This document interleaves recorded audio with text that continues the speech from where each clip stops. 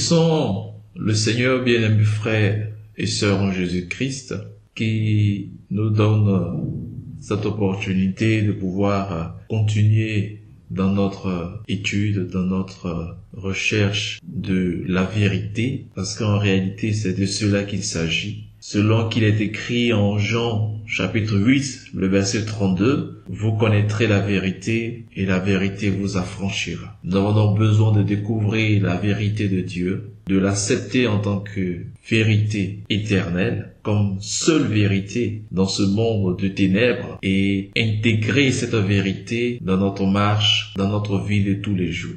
1 Pierre chapitre 2, nous allons lire à partir du verset 1. Rejetant donc toute malice et toute ruse, la dissimulation, l'envie et toute médisance, désirez, comme des enfants nouveau-nés, le lait spirituel et pur de la parole, afin que par lui vous croissiez.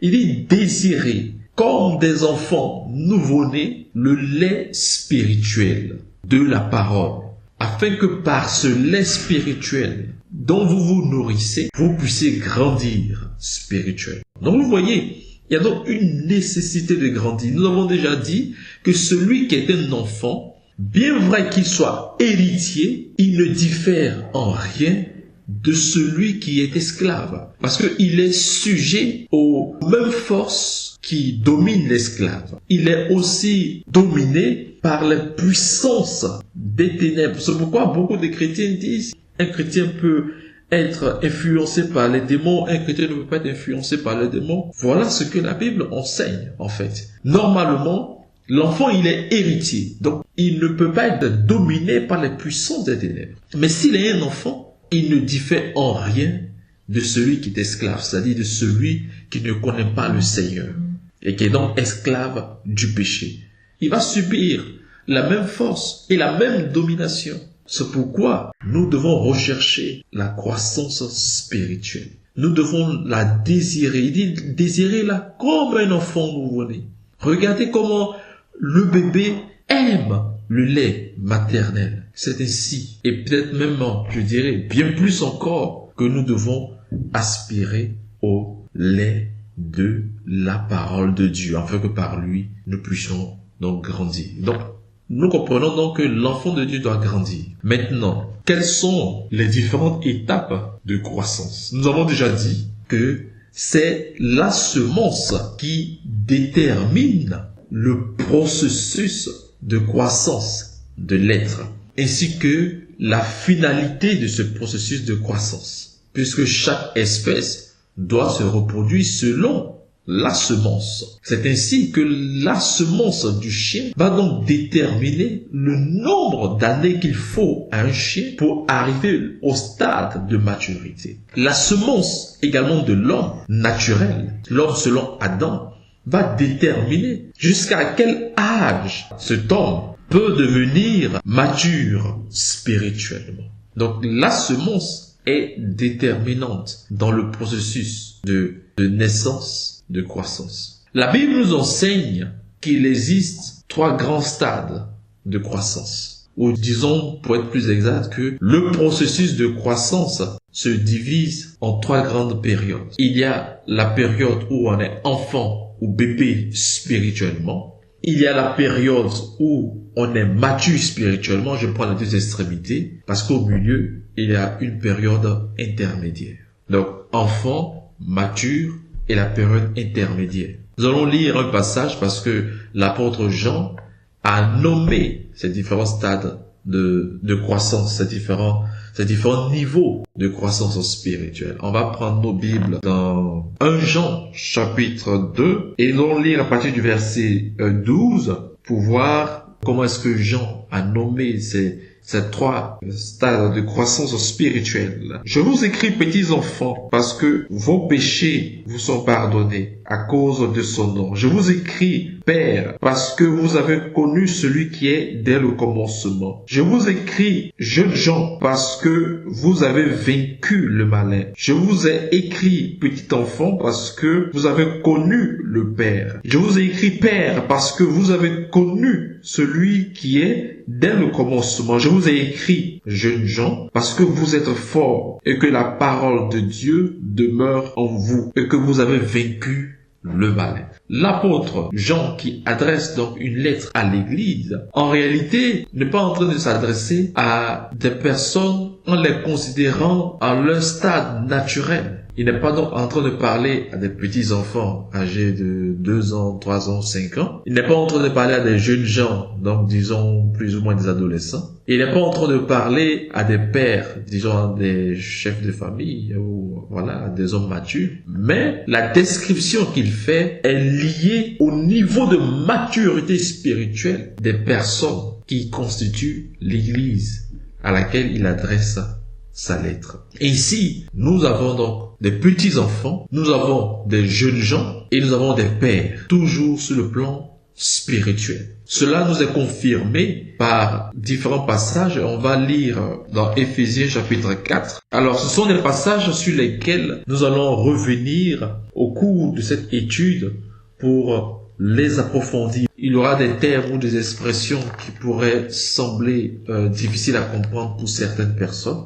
Mais nous aurons l'occasion de revenir sur ces points, sur ces thèmes, en fonction de l'évolution de notre étude, de sorte à ce que cela puisse être le mieux compréhensible. Donc, Éphésiens, dans le Nouveau Testament, toujours l'épître de Paul maintenant, Éphésiens donc chapitre 4, et nous allons lire à partir du verset 12. Donc plus en haut, il dit que Dieu a établi les ministères tels que pasteur, évangéliste, docteur, apôtres et autres, pour le perfectionnement des saints, en vue de l'œuvre du ministère et de l'édification du corps de Christ, jusqu'à ce que nous soyons tous parvenus à l'unité de la foi, à l'unité de la connaissance du Fils de Dieu, à l'état d'homme fait, à la mesure de la stature parfaite de Christ, afin que nous ne soyons plus des enfants flottants et emportés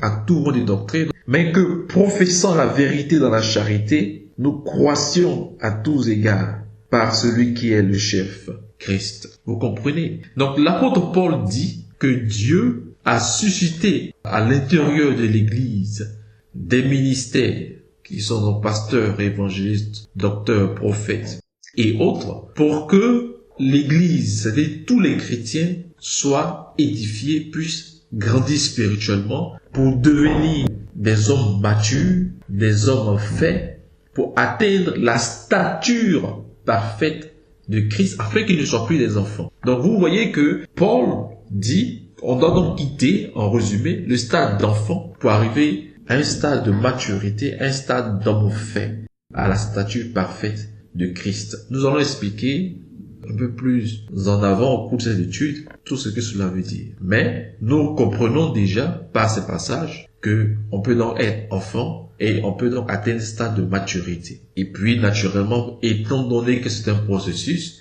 quand on quitte le stade d'enfant avant d'arriver au stade de maturité, on traverse naturellement un stade intermédiaire que l'apôtre Jean a nommé jeunes gens spirituels. Jeunes gens. Voilà donc les 3 grands stades de croissance spirituelle. Bien-aimés frères, bien-aimées sœurs en Jésus-Christ, cette étude, cette réflexion, cette méditation doit permettre à chacun d'entre nous de pouvoir s'examiner. Il faut, frère, sœur, que tu saches à quel stade de croissance tu te trouves. Est-ce que tu es dans une croissance normale?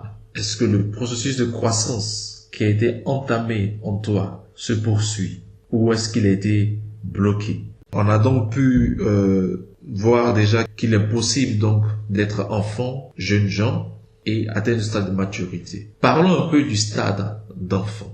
Je vais juste introduire cet aspect des choses et nous allons revenir là-dessus la prochaine fois. Nous devons donc nous examiner, comme je disais tout à l'heure, pour voir à quel stade nous sommes. Il est également possible que le processus de croissance dans notre vie soit interrompu, soit bloqué. Nous allons comprendre la prochaine fois pourquoi. Il existe 2 types d'enfants spirituellement. Il y a ceux qui sont enfants parce qu'ils sont nés il n'y a pas très longtemps. Ils ont rencontré le Seigneur il n'y a pas longtemps. Et puis il y a ceux en qui le processus de croissance est interrompu ou est plus lent qu'il ne le faut. Parce que justement, ils ont une manière de vivre leur relation personnelle avec Dieu. Parce que ils sont en communion avec des personnes. Ils sont en relation avec des personnes qui mettent un frein ou qui ralentissent considérablement leur processus de croissance. Ou ils sont enseignés d'une mauvaise manière qui ne leur permet pas de grandir spirituellement. Nous allons voir beaucoup plus en détail dans la prochaine étape. Mais bien aimé, ce que je veux dire, c'est que nous devons nous examiner. Beaucoup de chrétiens pleurnichent, ils disent que Dieu leur a abandonné, mais souvent, à regarder de plus près, cela est lié